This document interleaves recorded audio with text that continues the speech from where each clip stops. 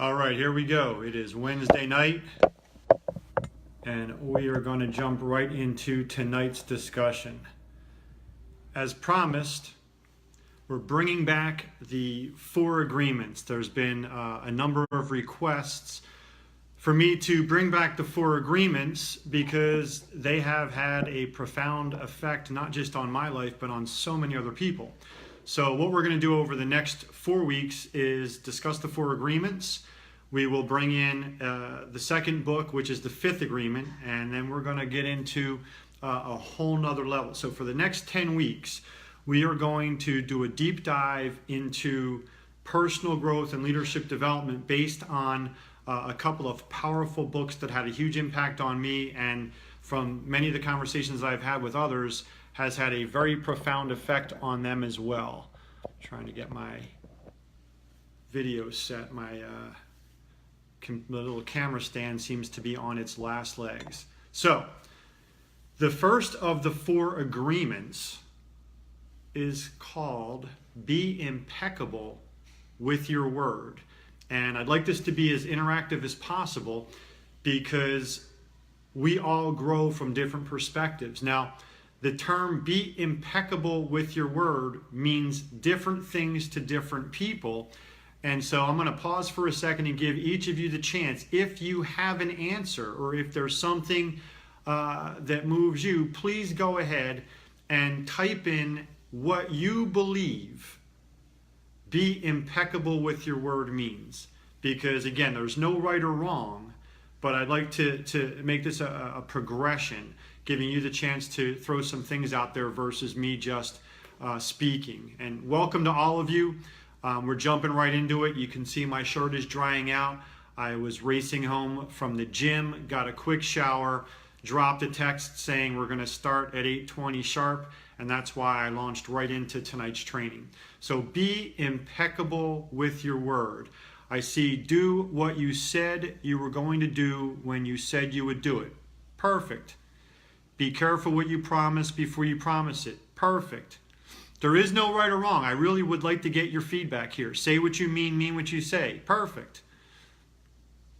And in fact, the number one answer that people give, and I've done some research on this. So the number one answer that people gave to the term be impeccable with your word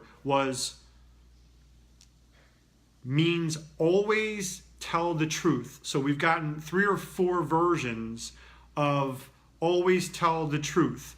The second most common was to be consistent with your words, which I guess is kind of the same thing, but over a long period of time, are you consistent or are you like flip-flopping based upon who you're talking to or the environment or culture in which you're speaking? The third was to have integrity. And integrity goes back to what many of you have said, which is to mean what you say and say what you mean and follow through on your promises. So integrity was the next biggest one. Now, I'm going to go a little bit deeper. If you watched any of my past videos on this very message, because I've done this, I believe, 3 other times over the past couple of years. But for me, based on all of the studying, all of the research, all of the depth that I went through, be impeccable with your word means to honor yourself. And we're going to try to break that down a little bit, because to honor yourself first means to know yourself, because you can't honor yourself if you don't know yourself. Now, if we really stop and think about this, honor ourselves, be true to ourselves. It comes from, in fact, many of you saw my post with Morpheus from The Matrix. That's why I chose to use Morpheus, because if you watch the movie The Matrix, when Neo went to go see the Oracle, there was a sign, and it said, Nose te ipsum, which is the Latin for know thyself. And it is very, very true that if we're going to honor ourselves, we have to know ourselves. And the easy way to kind of explain this, and there's a reason why I'm giving you this deep information or deep understanding, is because our integrity, our character, ourselves are defined by so much more than our words. So to simply say, when we say be impeccable with your word, be conscious of the words that you speak and follow through with the words that you speak and follow through with your promises, we do so much non-verbal communication. For instance, silence speaks very loudly, and silence has very little to do with your word or the things that you say. But by remaining silent, not disappearing, not avoiding, but by remaining silent, you can speak volumes. I've had that said to me on different occasions. You know, your silence speaks volumes, or your silence screams very loudly. And so being impeccable with your word means our thoughts. Be conscious of the thoughts that you have. Be conscious, obviously, of the words that you speak. Be conscious of the actions that you take, because being impeccable with your word encompasses everything in our character, in our integrity. So it goes back to honoring ourselves, knowing ourselves. Now, I'm going to throw a little curveball, because being true to yourself is a term. Know yourself, be true to yourself. But what does it really mean? Anyone want to take a guess at what honoring yourself, knowing yourself, being true to yourself really means? Because again, I have my own answers, I have my own versions, but you know, this is for me a chance to share perspectives and have a dialogue.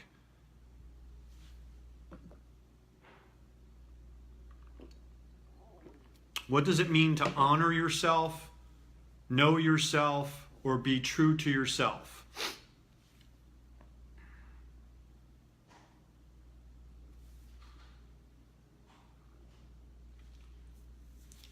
I'm always unsure about how long to wait, because I know there's a delay of about 10 or 12 seconds from when I say something to when it comes through. So I'm not sure if anyone's typing. I'll wait another second or so, and then I will go ahead and give you my version. And again, when I say my version, this is nothing more than my opinion that I share with you on a Wednesday night. I stop short of begging you to participate with your communications, simply because this is how we create a much larger collective, where it's not John's thoughts and everyone must conform to John's thoughts. It's John sharing his thoughts and everyone getting the chance to agree, disagree, share their perspectives, because that's how we're all going to grow. So, all right, EJ has practice forgiveness for self. Fantastic. Anyone else before I go ahead and begin to speak again on this?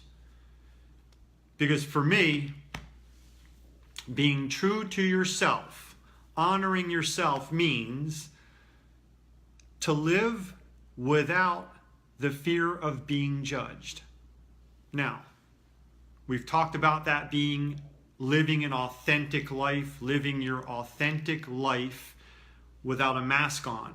Being true to yourself, to me, is living your authentic life, living without the fear of being judged. Now, what's the trick to living without the fear of being judged? And I will tell you, the trick to that is to never judge others or yourself, because unconsciously, subconsciously, we fear what we judge.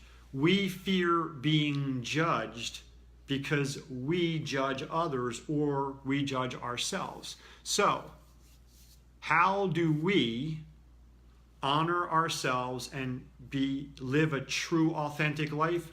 By not judging others and by not judging ourselves, so that we are literally living free of judgment. Because judgment is the root of all fears. It truly is the root of all fears. Once you know who you are And when I say accept who you are, it doesn't mean that you think you're perfect. It means that you accept who you are, where you are right now, and if there is something that you'd like to improve, you invest the time and the effort to improve it, but you don't harshly criticize or condemn yourself. So, let's talk about that for a second. If we are going to live that authentic, judgment-free life, do we know who we are? Ask yourself this question, because again, I'm going to go deeper with my explanation, but most people, when asked, who are you? Help me to get to know you. Tell me if anybody can guess the number one response when someone is asked, who are you? Describe yourself. How would you describe yourself to me? Do you know what the number one, and it's by far like a 93%, I think it was 92.8%, so called 93% of the people answered that question the same way. That's how abundantly, overwhelmingly slanted our views are. Who are you? Who really are you? How do you define yourself? How do you explain who you are?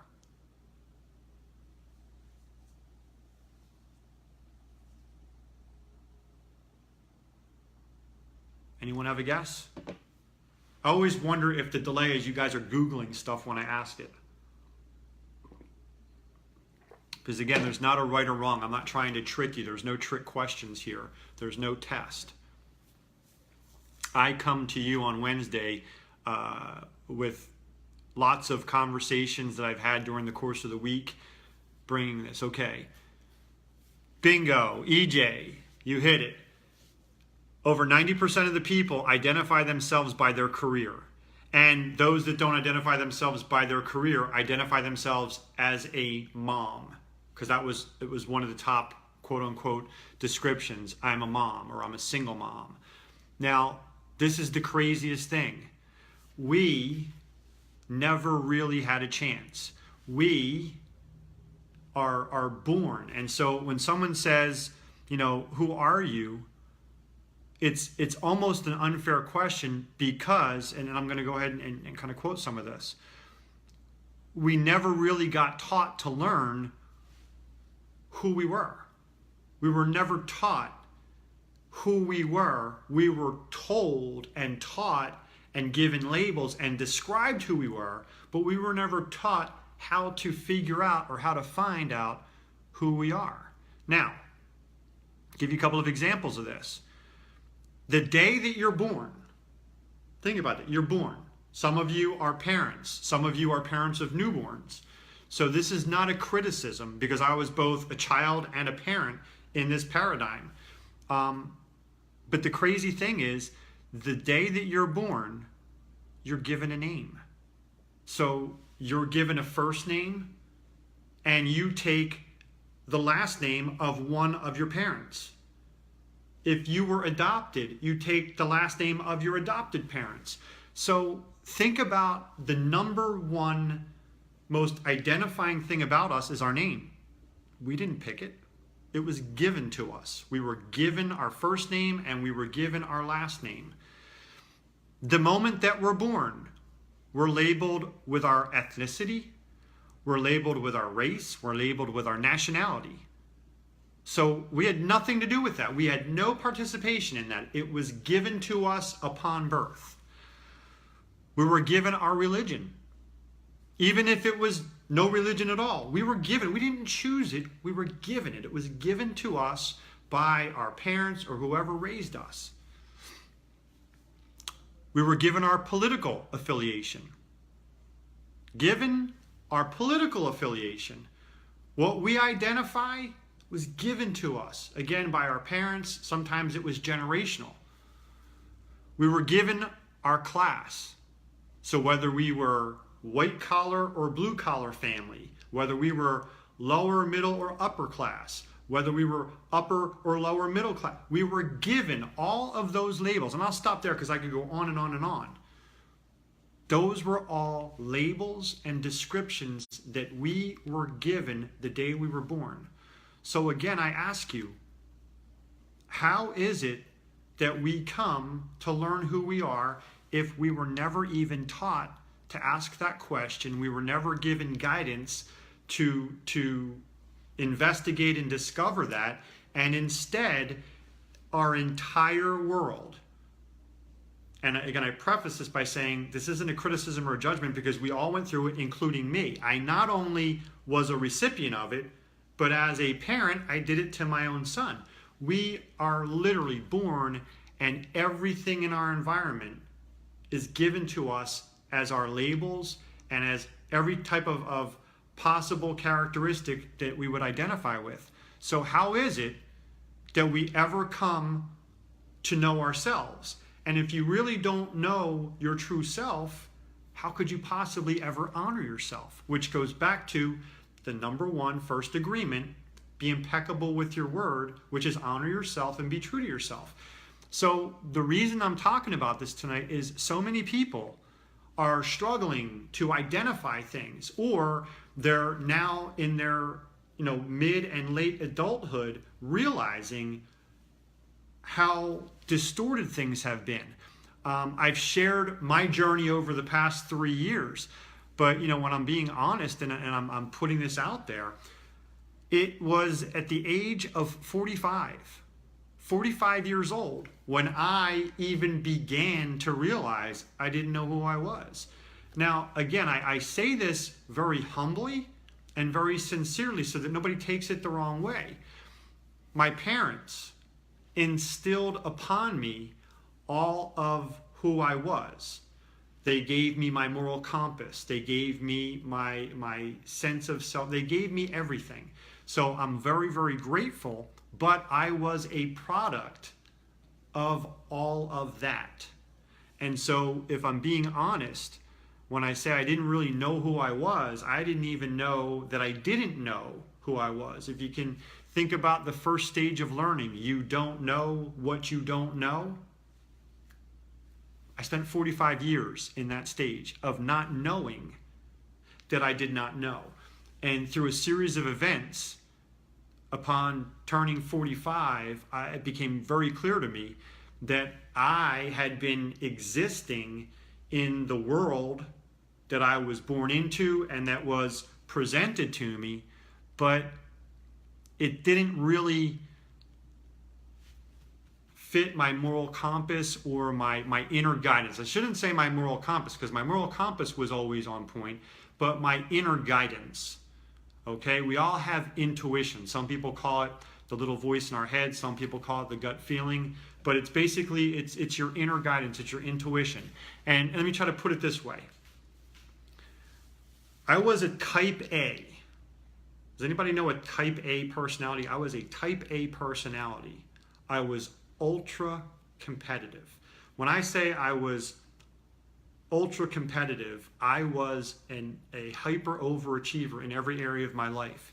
Now, what would drive somebody to do that? And I'll put it's a sickness. A type A, ultra competitive, overachiever, hyper overachiever personality, it's a sickness. Now, I didn't know it was a sickness, and society doesn't view it as a disease or an addiction. But here's why I can tell you that it was, for me, a huge awakening to realize that it really was a mental or emotional disease or sickness. Without realizing it, I woke up every single day of my life. I really want this to sink in. I woke up every single day of my life feeling as if I had to go out there and prove myself. Like I had a chip on my shoulder that it was me against the world, and I had to go out there and prove that I was the very best every single day. I'm not even going to ask if anybody can relate to that, because I pray to God that nobody can. But the point I'm trying to make is I recognized, and we all recognize the world from our own view, through our own eyes. I recognized the world as a performance based society, a rewards-based, performance-based society. And can't lie to you, I fell right into it, and then literally my entire world was built around that. And I'll give you a couple of examples. And some of you may relate to some of this, some of you may not, but I'm sharing this with you because it's how I evolved over the last 5 years. This has been a 5-year journey, and I'll give you the ultimate realization for me. If I go back, and it's funny because he logs in, I'm not sure if he stays on all of my video or not, but when I was a young kid playing Little League Baseball, I can remember my very first year trying out as a 9-year-old. I didn't get selected, wasn't picked, and it was devastating. Now, this is back in the day where every kid didn't play. There was a time, if you can remember, if you're old enough, that every child was not granted the right to just play because they signed up. So we had tryouts. I didn't get picked. So guess what? That summer, I didn't play Little League, and I was upset beyond words. My dad looked at me and he said, hey, you got 2 options. You can sulk about it, like cry about it right now because it stinks. I understand that. But you got 2 options. You can stay right here, or you can bust your tail this year and practice so that next year at tryouts, you get picked. So I opted to try. I opted to go practice. And I was fortunate. My dad, I think I've shared this. My dad, my parents were divorced, but my dad was very involved. And so he made the decision that once a week I was going to a batting cage. And this is back in, 1977, 1978. So it wasn't like batting cages were all over the place, but there was an indoor batting cage, and he would go rent it out for an hour once a week for me to get in there and just exhaust myself. And during the spring and the summer, he'd throw balls at me and just literally do everything he could to improve my skills so that next year when tryouts came, I tried out again. And it's funny because there was the 8, 9, 10-year-olds, and then there was the 11 and 12-year-olds. This is before you got to Babe Ruth. And I had improved so much through the effort, not because I'm great, but through really painful effort, that I was not selected in the 8, 9, 10-year-old league. I was actually the youngest kid selected into the 11 and 12-year-olds. So it was really awkward because I was the smallest, weakest kid in that league, but because I had worked so hard after failing so miserably, I actually jumped into that other league a year early. So it was really cool. But the reason I bring that up is that is how we learn. We learn through our failures. We learn through our choice when faced with given the option to stay as we are or put the effort and the time in to improve.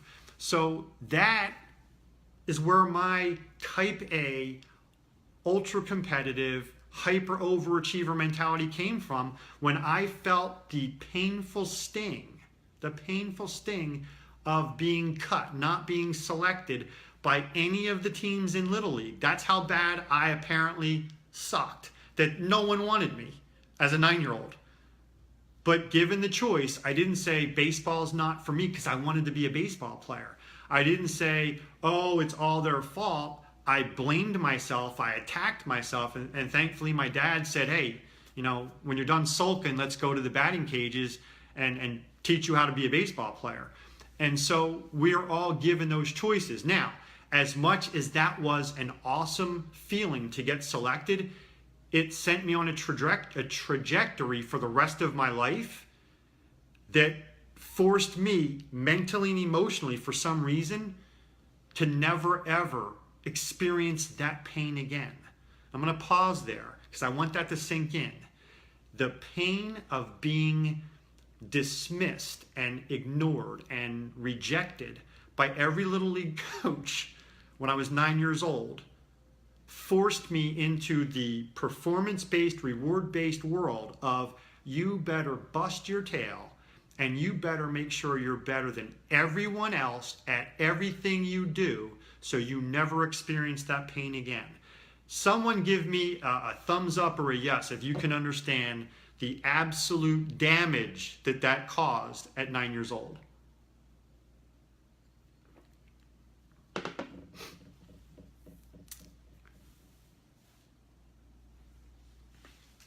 Okay, so that sent me on a trajectory for the rest of my life.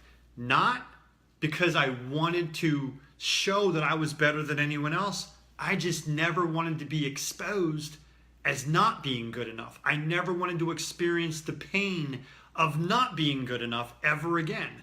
So instead, I made sure that, and this is the sickness part, this is the diseased part that became an addiction.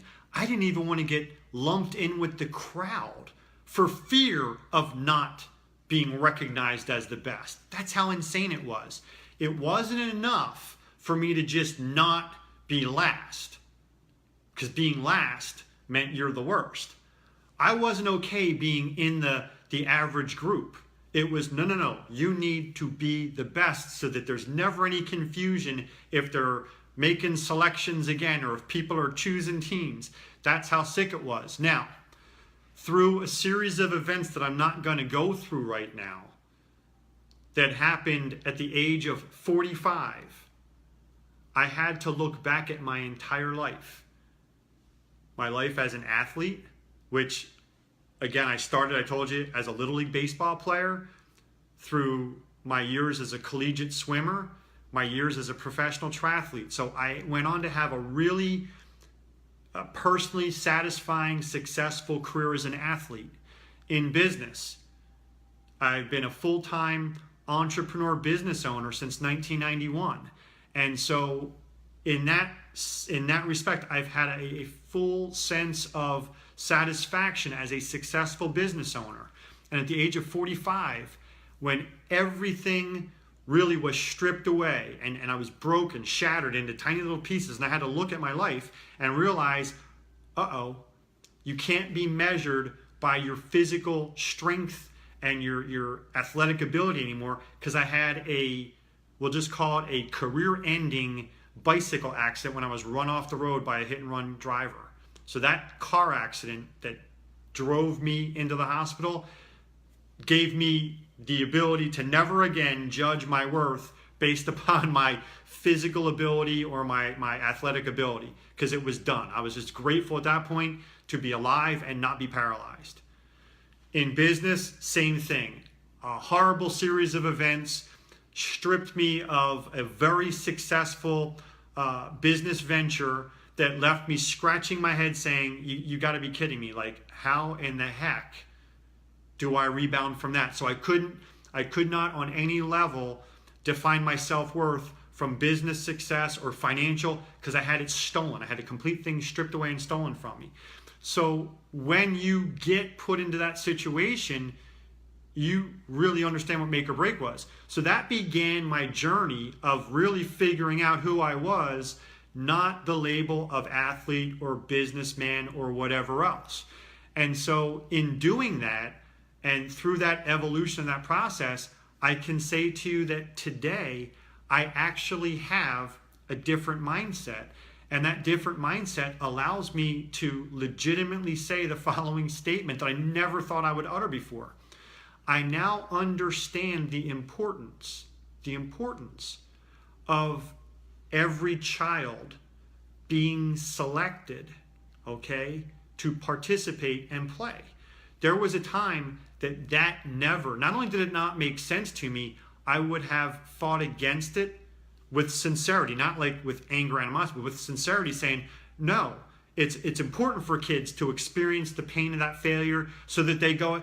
And you know what I realized is it did serve its purpose in forcing me to go become a better baseball player, but it destroyed my ability to define a healthy self-worth without it.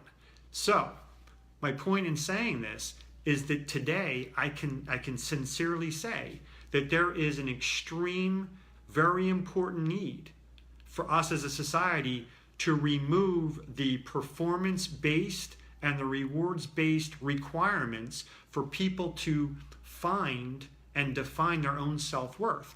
So today as a parent now, and again, my son's 11. This has only been 5 years. So his first 6 years, I still had that Neanderthal warped thinking. But now I can literally sit back and say, I see the value and the merit 100% in every kid who wants to play soccer or baseball or whatever, regardless of their skill, regardless of their talent, deserves to be picked.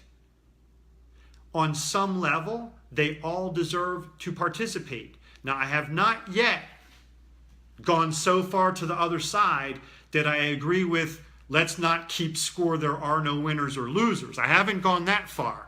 And in case you're listening, Lord, we don't need any more accidents to help me get there. I'll figure it out. But I want to say that I have evolved from all the way over here to here. Don't know that I'll ever go here. Don't know that I'm supposed to go here.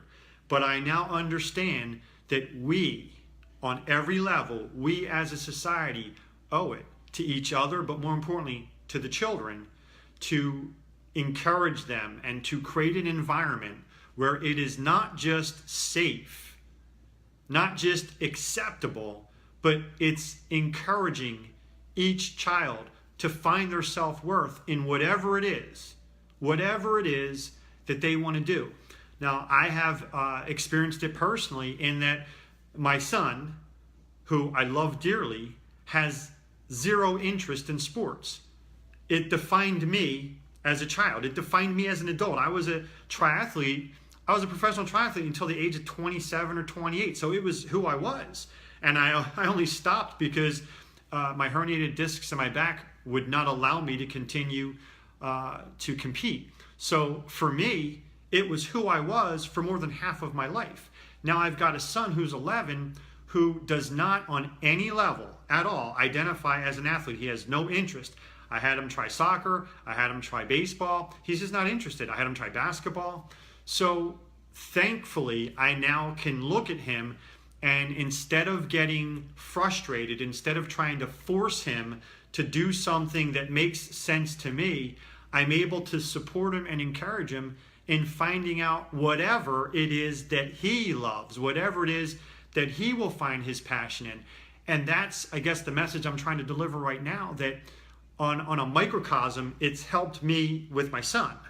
Because I promise you, without the last 5 years, I will be pulling my hair out.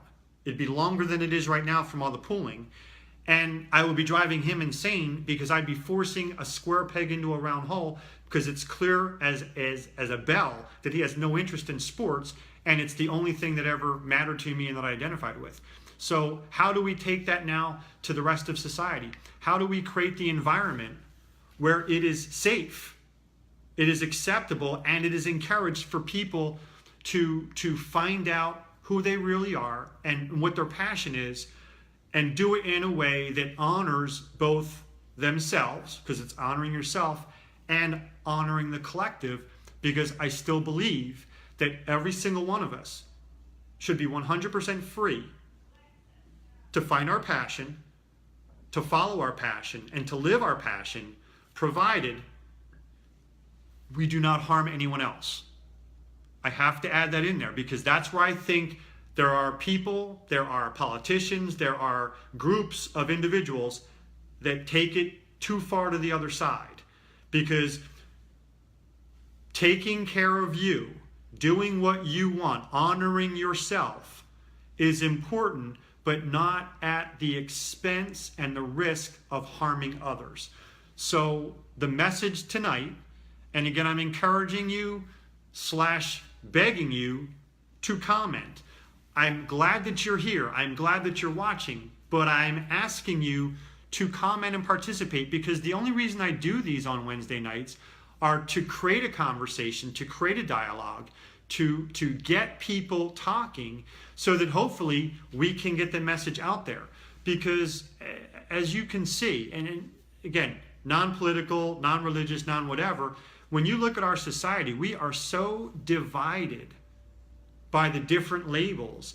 And because of the division by the labels, we are so judged and so judgmental that we have people afraid to speak their truth. We have people afraid to honor themselves and to live an authentic life because of a legitimate, real fear that they're going to be judged. I'm not going to turn this into any type of a negative debate, but you can watch, whether you watch the news or don't watch the news, it gets to you through a Facebook news feed or Twitter or whatever it is that you do. It infiltrates us through social media, if not the mainstream media. And there are people that are unable to live an honest, authentic life and to be themselves because of the legitimate fear of being criticized and judged. So for me, my hope, my goal, my intention is to move us as a collective. Meaning if I have to be just me, standing by myself, okie dokie, it wouldn't be the first time. But I know that many of you out there feel the same way. And some of you feel the same way, yet are still somehow paralyzed by whatever it is, whether it's fear or something else, to actually publicly comment. And I say that because you comment to me privately, but you won't comment publicly. And again, I'm not criticizing you, I'm not judging, I'm not outing anybody. But if you're not willing to do that, you got to ask yourself why. What is it that you're afraid of? You know, people have been asking me this question for over 3 years. Because for the bulk of my career, when I would do trainings, they were always business trainings or they were strictly personal growth, leadership development. And for the past couple of years, I have made a huge shift towards social awareness and social consciousness because I feel that I have a social responsibility. And I've encouraged people to engage in healthy dialogue on some issues that are hot buttons in our society. And people said to me, why would you do that? Why are you risking it? And see, I don't look at it as a risk. And I'll put this out there as I close tonight for each of you to think about and comment on. I am not political, meaning I will never come out here and say, this is my political stance or criticize you for your political stance. I'm not going to do it. But what I am and continue to do is ask you to think independently for yourself and not be influenced to have a political opinion, viewpoint, or agenda based on someone else. Whatever feels right to you and your moral compass and your intuition, okay, your inner guidance, then that's what's right for you. And if it's right for you, we all accept it. But it's when people are not thinking independently and they're allowing others to influence them or to manipulate them or to program or whatever is where it becomes a problem. And so I personally have such simplistic messages, and it's be your authentic self. Honor yourself. Figure out who you are. Be true to yourself. And then once you figure out who you are, be authentic. Be who you are, but do no harm to others. Do not judge others. Do not judge yourself, and do not fear being judged by anyone else, and do no harm to anyone else. Do not infringe upon anyone else's rights. Do not live a false existence because you are afraid to offend someone else, and do not live a life that offends others. It's not that hard. It's fairly simple, to be real honest with you. And so the more people we can get to feel comfortable with who they are, to speak authentically, to live authentically, and, you ready for this? To be accepting of others' perspectives. And we'll talk about that with the second and the third agreements. But acceptance of others has been tricky. Acceptance of other people, acceptance of other perspectives, acceptance of other viewpoints is essential for us to get along. Now, acceptance without allowing other people to do harm to others. That's where, again, I draw the line. Drawing the line is not that hard. It's real simple. I don't hurt you, you don't hurt me, and I don't allow you to hurt anyone else. If you've ever seen the sheep, wolves, and sheepdog, I've done that training probably 50 times over the last couple of years. That's the difference. Sheepdogs don't go attack anyone. Wolves attack sheep. Sheep are paralyzed by fear, so they clump together. A sheepdog is live and let live unless you're harming others. And so I believe that we would be an amazing society if we had a majority of sheepdogs instead of sheep or wolves. With that, this is JohnCostino saying thanks for being here. Please comment. I welcome and beg all of you to comment as much as possible. As you know, sometimes it takes a day or two for me to get back to everybody, but I respond to every one of the comments because there is no right or wrong, there is no good or bad, there just is, and your opinion matters. This is JohnCostino saying until next Wednesday, be blessed, and thanks for being here. Good night, everyone.